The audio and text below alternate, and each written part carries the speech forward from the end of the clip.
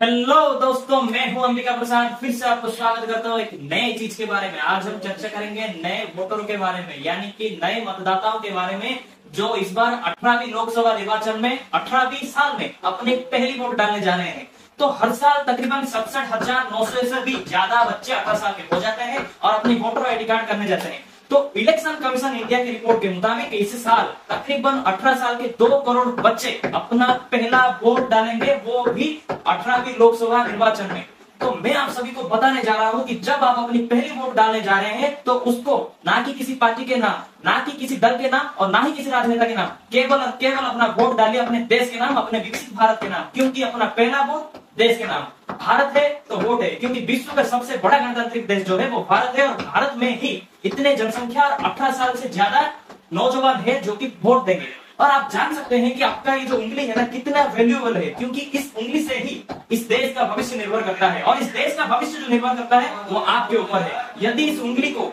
आप अच्छी तरीके से अपना प्रतिनिधित्व को चयन करने में लगाएंगे तो आप अपना भविष्य सुरक्षित पाएंगे। क्योंकि कुछ कुछ व्यक्ति हैं जो इस जाल में फंसा देते हैं कि व्यक्ति और बच्चा जो 18 साल का हो जाता है या 18 साल होते होते जो अपना नया नया वोटर कार्ड बनाने जाते हैं, तो कॉलेज में आप लोग देख रहे होंगे तरह तरह के पॉलिटिकल पार्टी आते हैं, तरह तरह के कार्यक्रम करते हैं और तरह तरह के मामलों लेते हैं। और आपको बाद में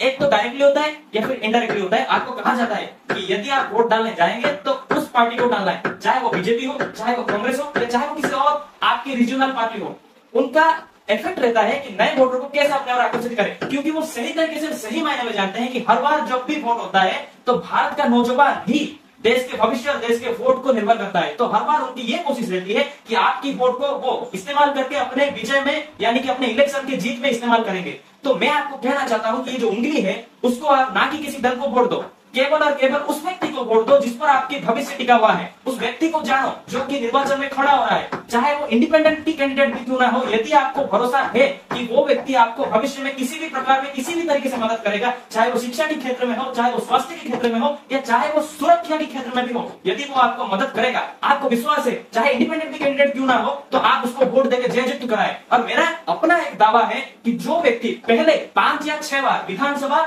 या लोकसभा जा चुका है उसको आप बिल्कुल भी वोट मत दें। क्योंकि ये कहना ये होगा कि 5 या 6 बार यदि वो लोकसभा या विधानसभा जा चुके हैं तो इस बार किसी नए कैंडिडेट को आप चुने, क्योंकि युवा प्रतिभा को भी सामने आने का हक होता है और युवा प्रतिभा ही देश को बदल सकता है। इसलिए तो आप लोग उनका शिकार होते हैं और वो लोग आपको आते हैं, तरह तरह के नए नए वैलिडिटी देते हैं, नए नए ऑफर देते हैं ताकि आप उनको वोट डाल सको। तो मेरे जोशीले नौजवानों और मेरे 18 साल के होने वाले 18वें लोकसभा में वोट डालने वाले पहले मतदाताओं को एक छोटी सी कहानी सुनाता हूँ। कहानी एक किसान के बेटा की है जो अपने गांव में खेल तक उतर रहता था, लेकिन गांव का जो सरपंच बनने वाला था उसको लगता था कि ये बच्चे को 18 साल हो गया है, इसलिए उस बच्चे को उसने खिलौना, तरह तरह की चॉकलेट देना शुरू कर दिया। क्योंकि कुछ बच्चे ऐसे होते हैं कि जो 15 या 16 साल में ही 18 साल के लगने लगते हैं, लेकिन उस बच्चे को ये समझ में नहीं आ रहा था कि ये जो सरपंच बनने जा रहा है वो मेरे को खिलौना, चॉकलेट तरह तरह का क्यों लाके देता है। बाद में उसको पता चला कि सरपंच वोट पाने के लिए और वोट उसको देगा, इसलिए वो तरह तरह की खिलौना, चॉकलेट इत्यादि इत्यादि लाके उसको देता था। और बाद में जब वो वोट देने के लिए नहीं गया और बाद में उसकी उम्र का जब पता चला तो सरपंच ने ये तक कह डाला कि मैंने तेरे लिए जितना पैसा खर्च किया तू अपने बाप से मांगकर वो पैसा मेरे को दे। तो कितनी नाइंसाफी ये देखो कि बच्चे को ना तो उम्र का पता था और ना ही किसी वोट देने के बारे में पता था और ना ही वो बच्चा ये तक जानता था कि ये मेरे को क्यों ये सब चीजें दे रहा है। बाद में वो सरपंच बन गया और उस परिवार से वो पैसा भी वसूल कर गया। तो ये एक मनगढ़ंत कहानी नहीं है, ये एक हकीकत है, लेकिन मैं आपको ये कहानी के माध्यम से दर्शा रहा हूँ। हालांकि वो सरपंच अभी थाने में है। तो इसी तरह से तरह तरह के वोट में व्यवहार होता है, तरह तरह के कार्य होता है जो कि आपको बचना चाहिए। आपको फेस दिखाकर भी वोट लेने की कोशिश की जाएगी। मेरे जोशीले नौजवानों, आपको ये कहकर भी गुमराह किया जाएगा और किसी बहुत बड़े बड़े नेताओं का फेस दिखाकर भी आपके वोट को गुमराह किया जाएगा, जैसे कि नरेंद्र मोदी जी हो, राहुल गांधी जी हो, अरविंद केजरीवाल जी हो या फिर आपके लोकल पार्टी के, जैसे कि मैं ओडिशा से हूं तो नवीन पटनायक जी के फेस दिखाकर आपको गुमराह किया जाता है। क्योंकि जो बड़े स्तर के नेता होते हैं, नरेंद्र मोदी जी अच्छे हैं, राहुल गांधी जी भी अच्छे हैं, नवीन पटनायक जी भी अच्छे हैं, सब अच्छे नेता होते हैं, लेकिन आपके लोकल एरिया में जो नेता होते हैं जो आपको प्रतिनिधित्व करना चाहते हैं, उनकी कैरेक्टर, उनका चरित्र, उनकी वास्तविकता और उनका कार्य करने का शैली और वो कितने परिमाण में जन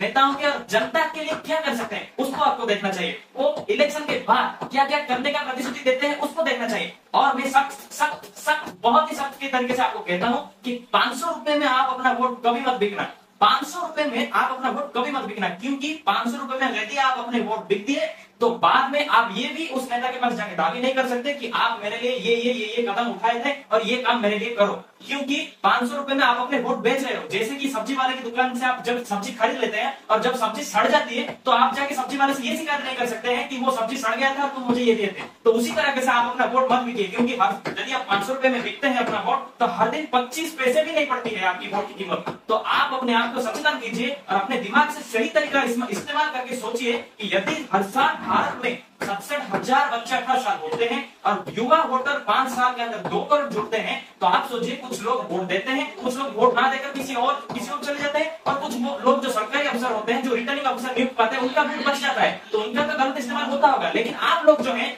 वो ही आप अपने वोट से अपना देश का भविष्य बदल सकते हैं और अपने आंचलिक स्तर का जो प्रतिनिधित्व है चयन कर सकते हैं। यदि आप चाहते हैं कि अच्छे वोट देंगे तो शाहरुख खान के जवान मूवी को याद कर लेना। पूछना उस व्यक्ति को जो आपको वोट मांगने आए, पूछना उस व्यक्ति को जो आपको गुमराह करने आए, पूछना उस व्यक्ति को जो आपको 500 रुपए देकर भ्रमित करने को आए कि वो आपके भविष्य के लिए क्या करेगा, वो आपके भविष्य में नौकरी के लिए क्या करेगा, वो आपके भविष्य के स्वास्थ्य के लिए क्या करेगा, वो आपके भविष्य की शिक्षा के लिए क्या करेगा, और वो क्या आपको परमानेंटली कुछ सोल्यूशन दे सकता है कि मैं आपके प्रतिनिधित्व के रूप में सरकार के पास ये चीजें दावी कर सकती हूँ। तो मेरे जोशीले नौजवानों, मैंने आपको बता दिया कि आप अपना सही वोट किस तरह से डालेंगे और किन किन चीजों का ख्याल रखेंगे ताकि आप अपना सही वोट और सही उंगली का इस्तेमाल करके अपने देश को बचा सकते हैं, अपनी भविष्य को सही तरीके से कर सकते हैं। और 500 रुपए देने वाले गुंडामी और भ्रष्टाचारी नेताओं को भी इस देश से खदेड़ कर जेल का रास्ता दिखा सकते हैं। यदि आपको कोई वोट देने में फोर्स कर रहा है तो 1950 यानी इलेक्शन कमीशन ऑफ इंडिया का टोल फ्री नंबर से आप कॉल करके उनके शिकायत भी कर सकते हैं और आप अपना देश बचाने के लिए अपने उंगली का इस्तेमाल करें, 5 साल के लिए अपने भविष्य को सुरक्षित करें। चलिए इतने कहकर अपने वीडियो को बंद करता हूं, फिर मिलेंगे एक नए वीडियो के साथ। तब तक के लिए इजाजत दीजिए। जय भारत।